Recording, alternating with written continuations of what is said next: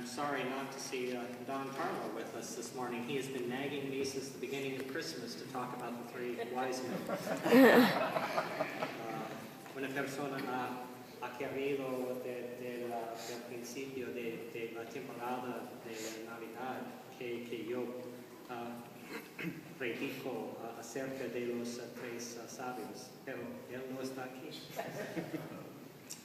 Well, unlike the Gospel of Luke, which sets its story of the Messiah's birth within a context of poverty and powerlessness, the Gospel of Matthew invites its readers into the heart of Judean political and economic power. It invites the reader into the very throne room of King Herod the Great himself. El Evangelio de Lucas invita a personas a pensar que el nacimiento de Jesucristo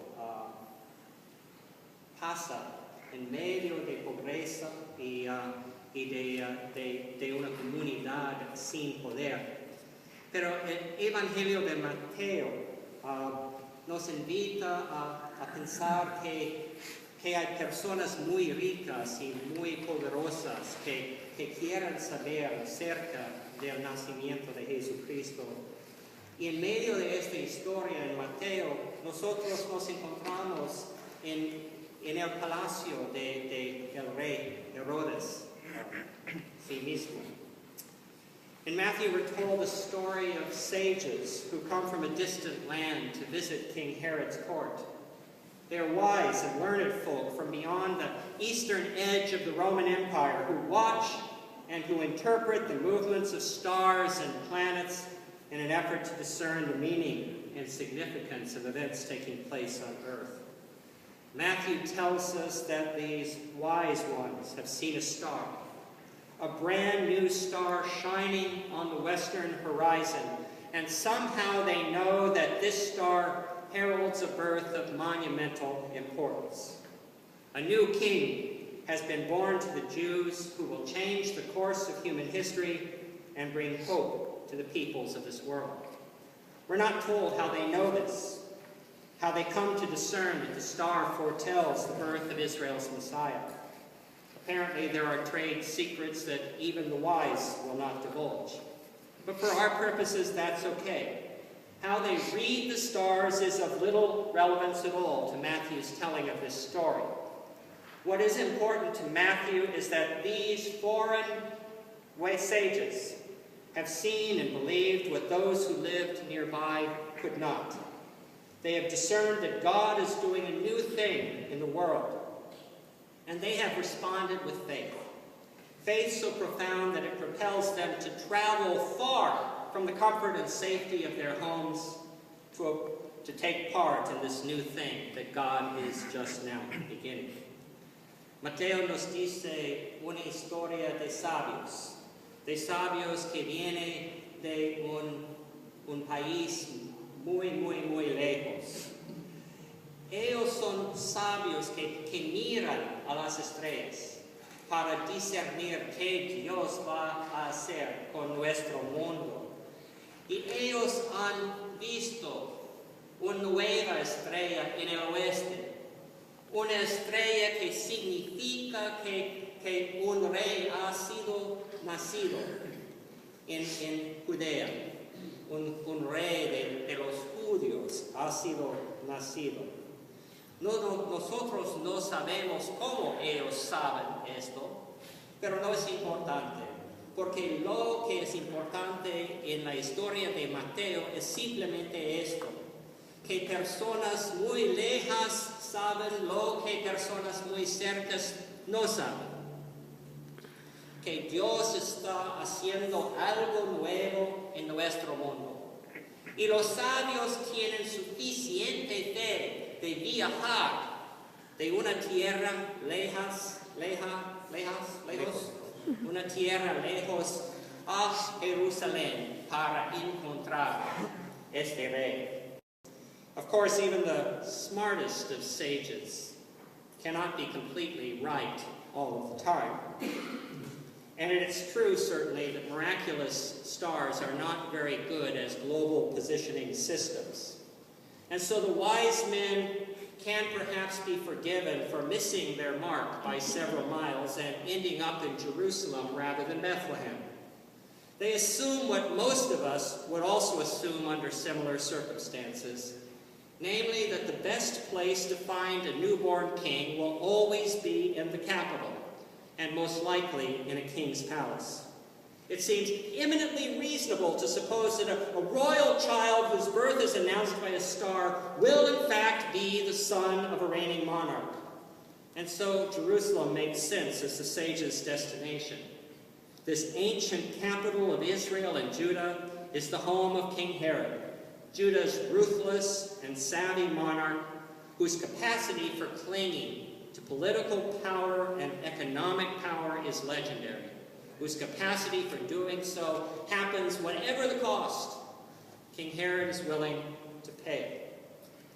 Los sabios no van al lugar correcto. En vez de Belén, ellos llegan a Jerusalén. Porque Jerusalén es el capital de Judea. Y es natural pensar que un rey va a ser nacido en el capital de un país. Que un rey va a ser nacido en un palacio. Y por eso ellos viajan a Jerusalén. Y en Jerusalén ellos encuentran al rey Herodes. El rey Herodes es un rey muy cruel, pero también un rey que tiene mucha inteligencia y puede preservar su monarquía, su reino. There's only one problem for them going to Jerusalem. Herod, who has grown a little long in the tooth, and whose sons have already matured to adulthood, has not fathered any children recently. So the birth of a new king of the Jews can hardly be good news for him, or for his family, or for any of the people who thrive under his royal patronage. The birth of a new king can only mean one thing to a king like Herod, and that is that there is a potential usurper on the historical horizon. A challenger to the throne who must be dealt with quickly and efficiently if Herod's royal dynasty is going to survive. Is it any wonder that he responds to the sage's news of the Messiah's birth with terror, or that his terror quickly morphs into a shrewdly focused rage? This is the way of the world. It is the way of powerful individuals, the way that powerful individuals have always functioned in this world. They do what they can to preserve themselves. They manipulate people, they tell lies, they lash out in violence, they do whatever is needed to ensure that they, their families, and their associates will continue to exercise power into the future. Hay un problema.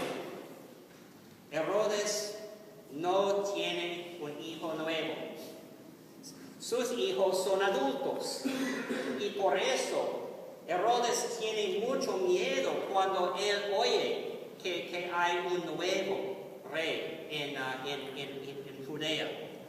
Y por eso Herodes trata de hacer algo para hacer que este nuevo rey desaparece de este mundo. Esta es la manera en que personas con poder funcionan en nuestro mundo. Siempre. Ellos quieren mantener su poder y el poder de su familia. And do we not see something similar happening in our own day?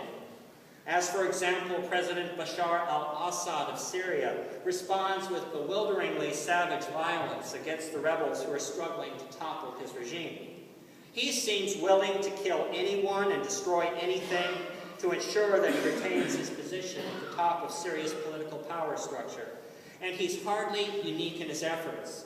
The world's history is filled with kings, emperors, presidents, prime ministers, chieftains, strongmen, mullahs, bishops, popes, who pull no punches to protect their positions of power, wealth, and influence.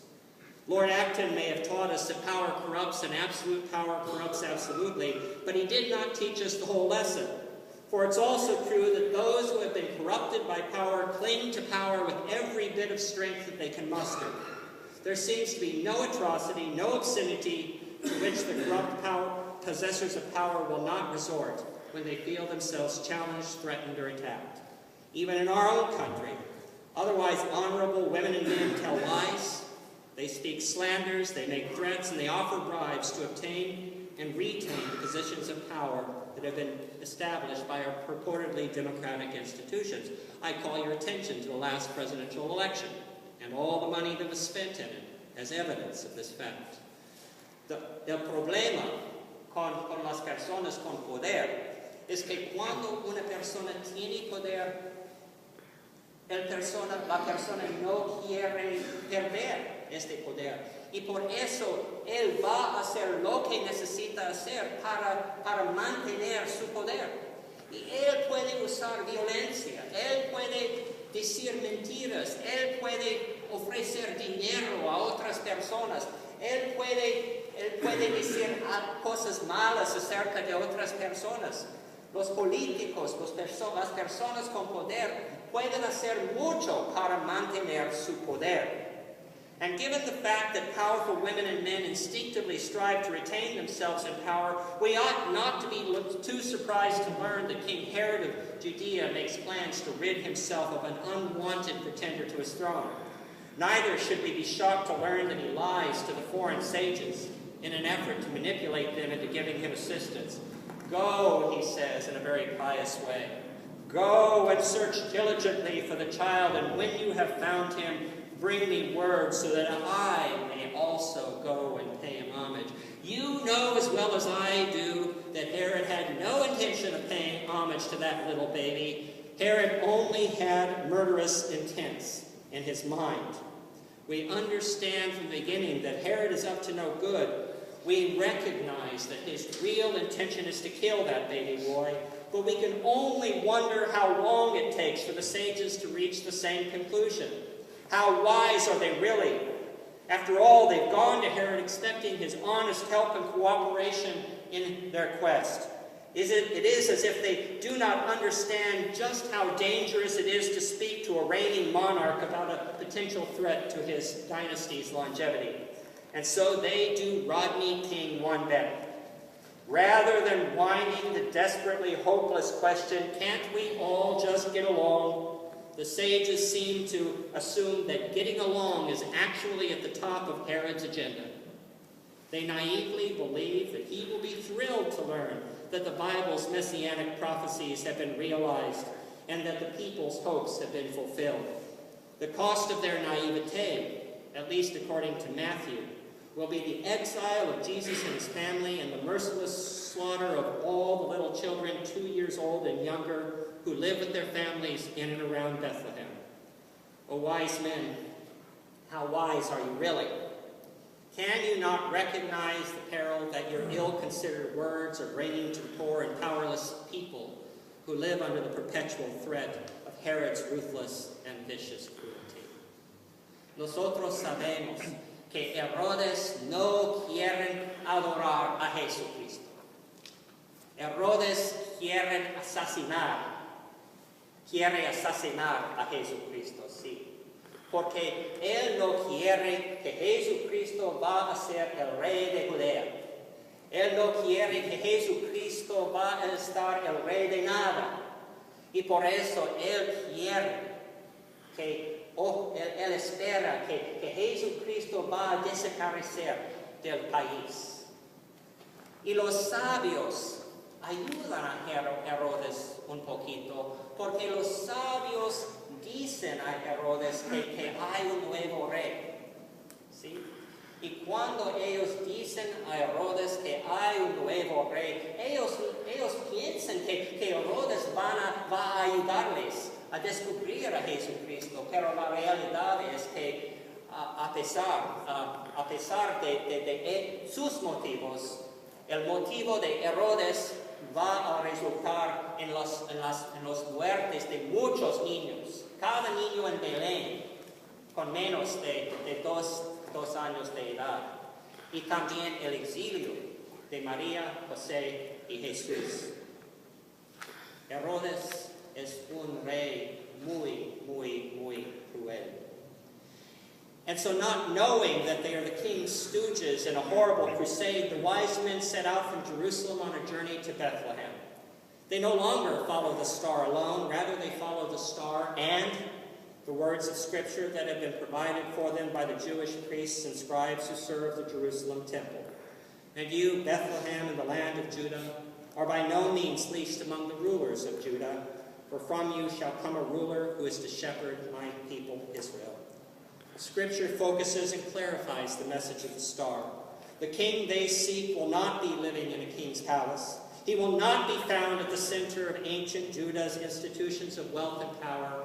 On the contrary, he will be found some 6 or 7 miles away in a small and relatively insignificant rural village called Bethlehem. Los sabios no saben que ellos son participantes con Herodes en una guerra cruel.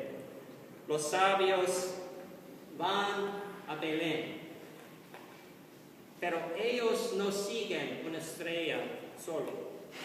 Ellos también siguen la palabra de la Escritura, cuando la Escritura dice, pero tú, Belén, en la tierra de Judá, de ninguna manera eres la menor entre los principales de Judá, porque de ti saldrá un príncipe que será el pastor de mi pueblo Israel. La Escritura clarifica dónde está el Mesías. Of course, Bethlehem has some historical significance as the legendary birthplace of ancient Judea's first and greatest king, David. How many of you have ever been to Bethlehem? It's not a very nice place, is it? It's kind of like a slum, right? Yeah. Bethlehem Belén no es una gran ciudad, no es una ciudad bonita. Belén es una ciudad sucia, ¿sí? Es una ciudad sucia, como Los Ángeles del Sur, ¿sí? Y los sabios piensan como ellos van a Belén. ¿Por qué un rey va a ser nacido aquí? ¿Por qué? Este no es un lugar en que un rey debe ser nacido. Y por eso ellos tienen que aprender algo nuevo. Porque Dios no solamente va a palacios. Dios no solamente va a los lugares bonitos. Dios no solamente va a lugares en que hay muchas riquezas. Dios, la mayor parte del tiempo, va a lugares donde personas son pobres, donde personas no tienen poder. So in spite of the fact that Bethlehem has some significance as David's birthplace, it is not that kind of a place any longer. It is a home of farmers and artisans who constantly live on the edge of starvation. Casualties of royal greed who are taxed far beyond their ability to pay. Sufferers at the hands of aristocratic loan sharks who steal their families' lands and reduce them to the status of sharecroppers. Victims of military raids whose supplies of food and other agricultural commodities are stolen to satisfy the needs of a foreign army. The eastern sages who come seeking the child must have been shocked as they travel from the wealthy power center of Jerusalem to the impoverished and run-down village of Bethlehem. How can a king be born here in the midst of this filth and destitution? And yet that is precisely what the Scripture-interpreted star has told them. And so with counterintuitive faith, they continue their journey until they find the most unlikely of kings, a helpless toddler born into abject poverty, who has every chance of dying an untimely death before he even reaches the age of 5. It is not to this most unusual of kings that these mysterious sages, is it not to this most unusual of kings that these mysterious sages from a distant land prostrate themselves? And you have to imagine the scene. You know, Jesus is not dressed in this beautiful baptismal gown. It's just not what's going to happen. Jesucristo no se vestió en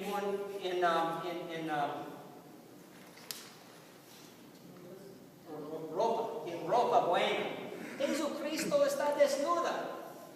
He's naked. You know, 2-year-old kids in a semi-tropical country in the middle of spring are probably run around without a stitch of clothing on. And he's probably dirty. Jesucristo es sucio. Y ellos reyes prostraron en frente de este niño desnudo y sucio. And these wonderful kings, dressed in the finest of clothes, get down on their knees and they prostrate themselves before this nude and naked child. It doesn't show up in our manger scenes. But that's precisely what happened. Think about what that scene must look like. Think about what that must have felt like to these 3 kings. And not only do they bow down before this naked and dirty child, but they offer him these magnificent gifts of gold and frankincense and myrrh. Expensive gifts. What's a poor family going to do with, well, they'll know what to do with the gold. But the frankincense and myrrh, that's an altogether different thing. Everything about this is incongruous. And yet, what the scriptures are telling us today, it is that this incongruous scene which reveals to us what God's will for us really is. And we are left with a choice as we read through this passage of Scripture. It's not just about admiring the fact that these wise men traveled from such a long distance to come and admire this baby. It's about the fact that we, like the wise men, are invited to recognize that God doesn't always work in the ways that we expect God to work. Dios no solamente trabaja en las maneras en que nosotros esperamos. But God works in surprising ways. And God shows up in some of the most surprising of places. And God does things that we don't expect God to do. Dios trabaja en lugares donde no esperamos. Dios hace cosas que no esperamos. Dios trabaja con personas que no esperamos. Dios hace lo que Dios quiere hacer. Y lo que nosotros tenemos que escoger es si nosotros vamos a participar con Dios en el trabajo que Dios hace, y no solamente en lo que queremos hacer, y no solamente en lo que los otros reyes quieren. We have to decide whether we're going to cooperate with God, or whether we're simply going to give ourselves to the desires of our society and to the kings that we follow in this society and to our own desires. That's what we have to decide. This really is a story of 2 kings. 2 kings. And we have the choice of following the one king that is willing to sacrifice half the world in order to accomplish what it wants to accomplish, or whether we are willing to follow this other king who calls us to live in a way that is compassionate, just, and holy. Amen. We have to decide. And that decision is constantly before us. This is not a pretty story. This is a shocking story. This is a story that invites us to make a decision about how we are going to live our lives. My friends, the light is shining in the darkness. La luz brilla en la oscuridad. Pero nosotros vamos a abrir nuestros ojos a ver la luz o no? Are we going, the light is shining in the darkness, but are we going to open our eyes to see the light or not? And that is the question that is placed before us today by the story about 3 wise but not so wise people who had a lot to learn. And I hope did learn, as I hope that we learn as well. Thanks be to God.